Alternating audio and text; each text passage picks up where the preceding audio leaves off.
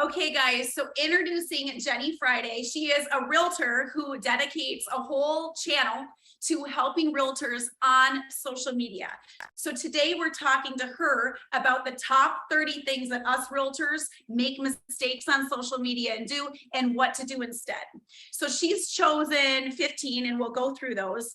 And I'll let you take it away, Jenny. Awesome. Well, thank you for having me. So we will go through them one at a time. They're in no particular order, and then we'll get you the full list of 30 afterwards. So number one, stop posting holidays without a purpose. So I see this a lot happening where people will just post like Happy Flag Day, and it means absolutely nothing to them. They probably don't even know what it means. So anything you post on social media needs to have a purpose, but especially holidays. That one's a pet peeve of mine. So make sure to post holidays that align with your brand, align with your values that you're passionate about. And instead of just saying happy whatever holiday it is, maybe give some tips of what's going on locally for that holiday. So like Labor Day weekend's coming up, you could say what's happening in your city for Labor Day weekend and give those out instead of just a happy Labor Day. Number two, stop posting only about real estate. So you are more than just a realtor, and your content should primarily be real estate on your business pages. However, people want to know you as the human. They want to work with people they know, like, and trust. And they don't know what you do outside of real estate. They can't really get to know you as a whole person. So sharing things about your family, or maybe you like for example, I play soccer, I post that out there. Different things that are more personal, incorporate those into your feed so that people can get to know you and relate to you on a different level. Jenny, I love that. And that's something I had to learn. So I'm not like typically a big share of my life, but can I ask you then on your real estate channel, should it be half and half? Is there a magic number? How often should you show up and do personal things? Yeah, so I think it should be primarily business, but incorporating your personality in it. So you can add different things, like theme it to what makes you special or unique, or what hobbies you like, and you can kind of relate that to real estate, kind of like the 80-20 principle, 80% business, 20% personal. Love it. Love it. Yes. Okay, number three, stop putting your logo on every single post. I think it looks really spammy personally. As I'm scrolling through, if I see something with a logo, I'm going to think it's something trying to sell me. It's good to have branding, but you can create your brand recognition by using consistent colors, consistent fonts, and most importantly, consistent messaging. So really understanding your values and what you bring to the table and your brand in general, and use those in everything you do. Incorporate that. And Kelly, you're a great example of branding with your colors and your bright blue.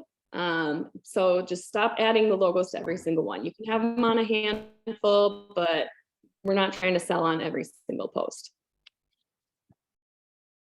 Number four is stop trying to go viral and start focusing on providing value. So obviously it's exciting to go viral. You want to hop on these trends and get into seen by multiple people, but really when you go to a viral audience, you're reaching all these people from maybe all over the country that have absolutely nothing to do with what you're trying to work with them on. So instead of focusing on just trying to hop on a trend and go viral, really focus on providing value. Now, if you can provide value in a trendy way and incorporate a trend that's going on, like the corn song right now, you can all hop on that if you can find a way to pair some value with that. So I saw a girl from Iowa do it, and I thought it was amazing. It was, I really liked Iowa, and it was all the reasons she liked Iowa and why you should live in Iowa, but she did it to the corn song, which if you aren't aware of, just go on TikTok for 5 minutes and you'll know exactly what I'm talking about. But I thought that was a really cool way where she did go viral, but she was still providing that value to her audience. Number five, stop worrying about what time you post. I get asked all the time, what time is the best time to post? You can get strategic about this eventually, but for the most part, I see realtors focusing so much on that they aren't actually providing a valuable post. They're just really trying to get it in that 12-to-1 time frame or something like that. So stop focusing on that, focusing on providing value. Use all your energy that you're trying to figure out or hack the algorithm by creating more valuable content. And as you get the hang of things, then eventually you can add in timing to your strategy. Let's see, number 6, stop being condescending to buyers and sellers on your posts. So I see a lot of people jumping on trends and reels where they're kind of mocking, like making fun of buyers who are wanting outrageous, making outrageous requests, or they come to you and say something dumb or silly.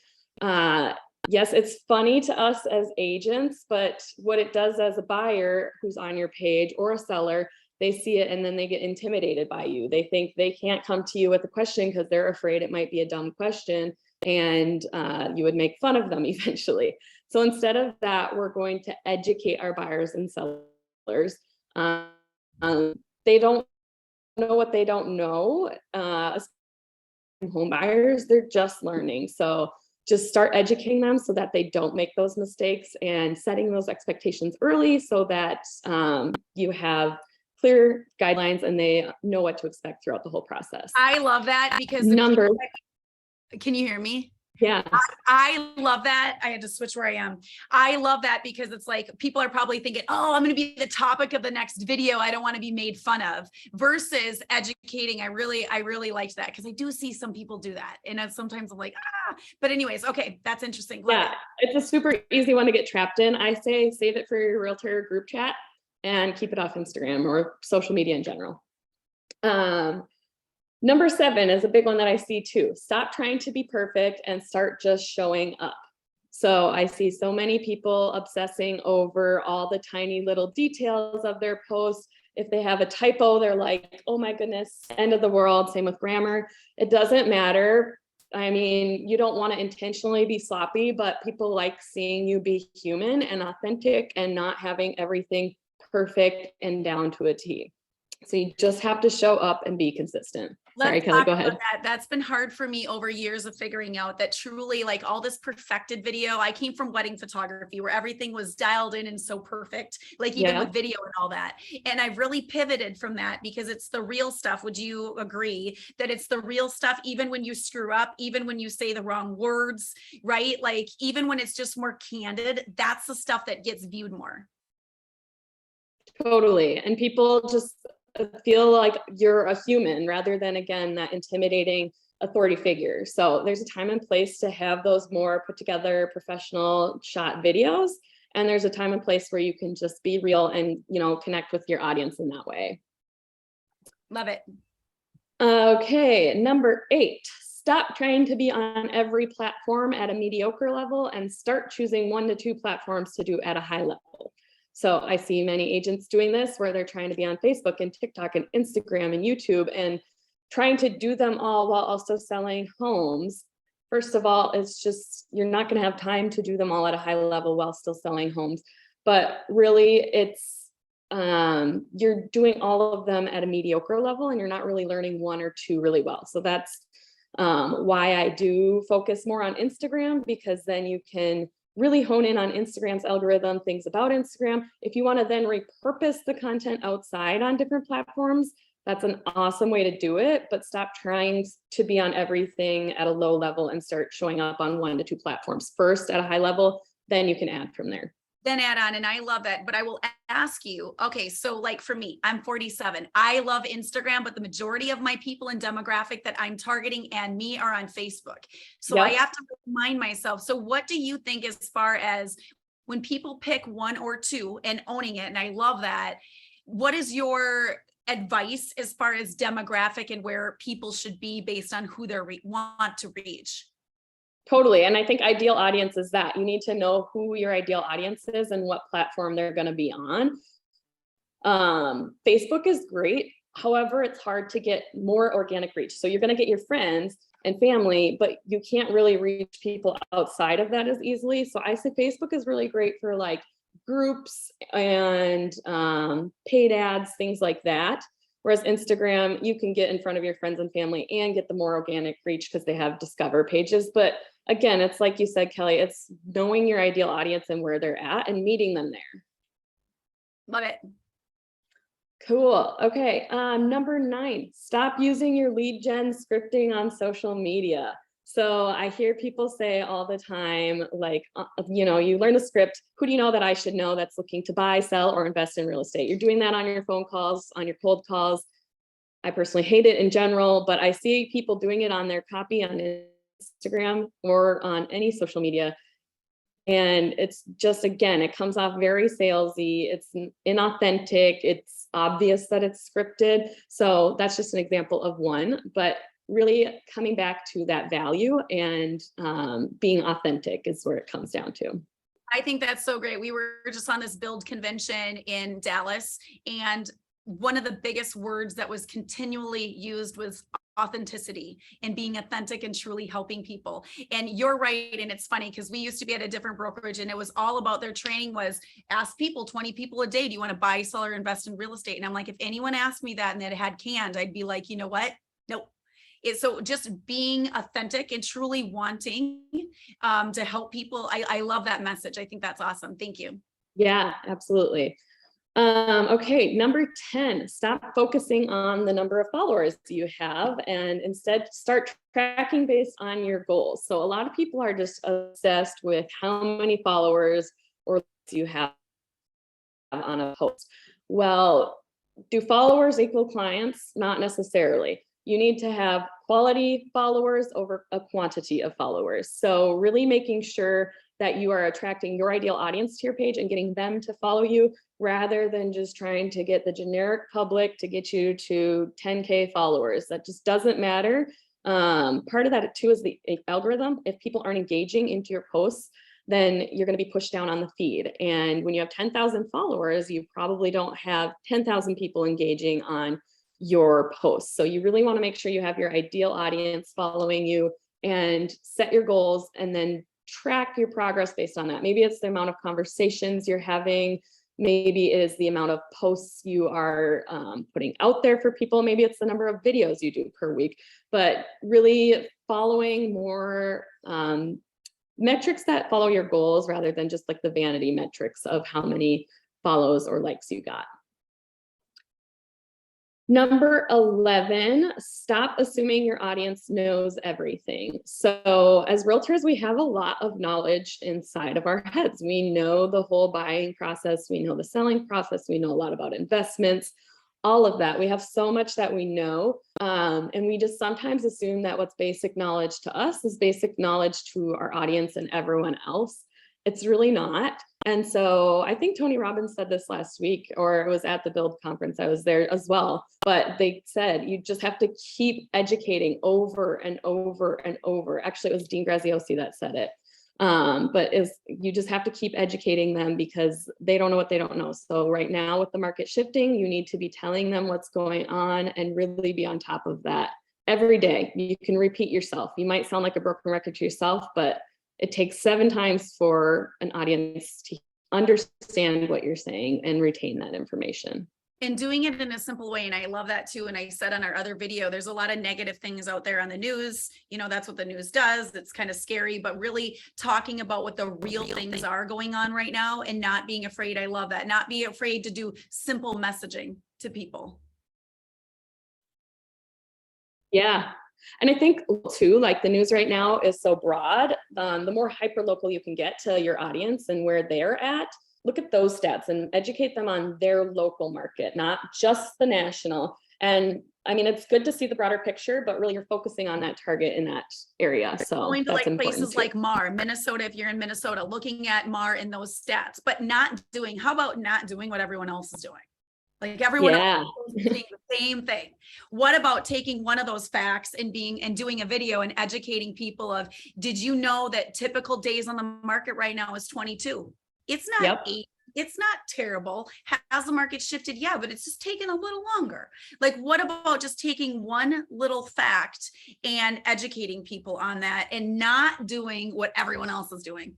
Yeah, I love that. It's huge. You can stand out that way, especially on video. Video is key for that. Okay, number 12, stop putting links on your Instagram captions. I see a lot of you doing this, and it is my biggest pet peeve. I should preface too, I've been guilty of all of these at one point, so no judgment. But when you put your link on your Instagram copy, what happens is they cannot click it.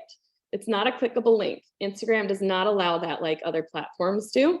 And you can't even like copy and paste it. So they couldn't go in and just like copy that, go to a browser and paste it. They would literally have to either manually type it in or type it in on their phones. Nobody is going to do that. So instead of adding that link into your copy, send people to your link in your bio. So you can get something like a link tree where it sends you to like multiple links if you have like a website or a landing page you want to have them go to, etc. Or you can just put your website there in your Instagram bio. This one is Instagram specific, but it's really important. I see it so often. Number 13, stop selling on every single post. We want to come from contribution and provide value always. So every single post, when you give a call to action at the end of it, it should not be, if you want to buy or sell with me, give me a call, message me if you'd like to set up a buyer's consultation, message me if you are ready to sell your home. Really, we're just giving value, and then you earn the right to ask for the sale. So if you follow my page on Instagram, you will see me just do this. I started my page fairly recently, and what I started with was a 30-day series on this, what realtors shouldn't do, before I gave one single sale. And that A, established me as an authority in my industry, and B, it gave value to my audience and they loved it. They wanted to learn more. They were there every day checking to see what the next day was. So find a way that maybe you could make a mini series and educate and provide value. But just in general, we're not selling on every single post. We really, really want to provide value and then ask for the sale occasionally. Number 14, this one's a little controversial. So I do not love just listed posts. I think that they have their time and place and they can be used in a good way, but for the most part, I don't see realtors using it in a great way. First of all, most realtors, that's their entire feed, is their new listings, just posted in a graphic. That doesn't do much for your buyers and sellers. It gives them absolutely no value. Second of all, the audience that's watching that post, it's going to be a very, very narrow gap of people that may be possibly interested in that house, or maybe could send it to a friend or family that would be interested in that post. But your general audience is probably not going to your feed to look for that specific home. So you can use it, and it's good for, like, if you use it for a reel, if you want to show a house and share that. I think if you're adding like stories about what happened for a buyer or seller, you can share their story, or maybe it's a tip or trick that you used during that transaction, something like that, but not just posting out just listeds all the time and that's all you're posting. And really, again, coming down to value. So telling stories, sharing tips around it, sharing tricks that you could use. I think that's a really good one. And I want to ask you a question. Yeah. So a lot of us are just showing our, like you said, we're showing our houses, and it's not always applicable to everyone. But I will say this, right now there's a major lack of inventory. So coming soon's, I feel like, now you just said just listed. So that's on the market, everyone can see it, right? But what about a coming soon? To me, that does add more value. And I'm wondering what you think about that. And I'm wondering your advice to making that more effective in general.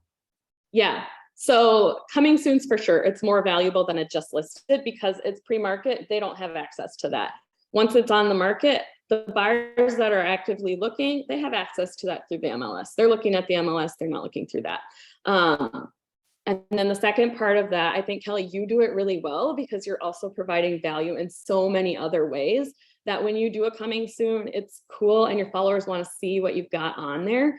Where I see it as an issue is when agents are only posting listings, coming soon, just listed, just sold, etc. So yeah, it can't dominate your feed, if that makes sense. And I'll say this, if you have luxury listings and stuff, people want to see all that. But honestly, like the typical home, not everyone is like inspired and wants to see. So then my question for you as somebody, like when I go to a listing appointment, my value proposition is that I use social media to sell homes and I run ads for people and get in front of more people. So my question to you, if I'm not maybe putting that on Instagram, you mentioned Reels, like what is a more effective way or medium to do that?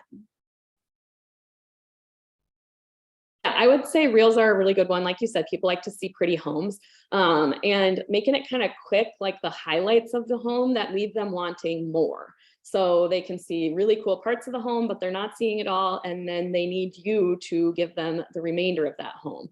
Ads, that doesn't really apply because it's not going to go on your feed. I think that's a super valuable thing that you can provide for your sellers.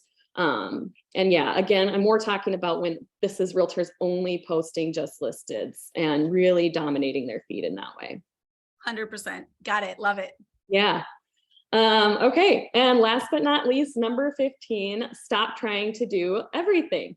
You probably did not get into real estate to be an accountant, a bookkeeper, do your social media, etc. You got into real estate because you like helping people buy and sell homes. And when you are just one human, you can't possibly sell homes at a high level and do your social media at a high level and do everything that there is in real estate. I think there's just so many squirrels that realtors can chase in general in this industry and on social media as well, even just trying to be on different platforms.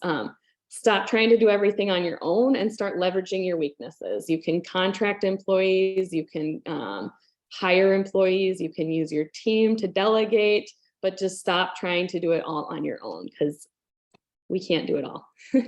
I love that. And that's something that I teach in my trainings too. Like in the beginning, it's harder because you don't have the money. But even Yep. the beginning, when I didn't have the money, I still had a TC, a transaction coordinator. I paid $400 a file, and then you can put your time. So you can hire people like Jenny to do social media coordination. That might be later. That might feel overwhelming right now to spend money doing that. But at some point to leverage, whether it is, we designers, in the beginning you're using Canva and you're doing it, but at some point you can be leveraging TC, designers, social media, staging, photography. Some of you guys are still taking your own photos. No, right? So even being a pro photographer, I do not take my own photos for homes. It's like way different, right? So I think that's a really good point. Yeah. So that is the 15. We have the full 30 that we can send out. Okay, so that's awesome. In a second, if anyone wants the full 30, put your email in here and Jenny will grab them. Thank you very much, Jenny Friday, total expert social media for realtors, really specific. Thank you for being on here. And will you say where people can find you real quick if they would like? Yes, thank you so much for having me. At Social Realtor, REELTOR, or you can email me jennyfriday7@gmail.com. I am on all social media platforms, but Instagram is my favorite. Thank you. Hang on a second. Thank you. Okay. All right. Thanks, everyone.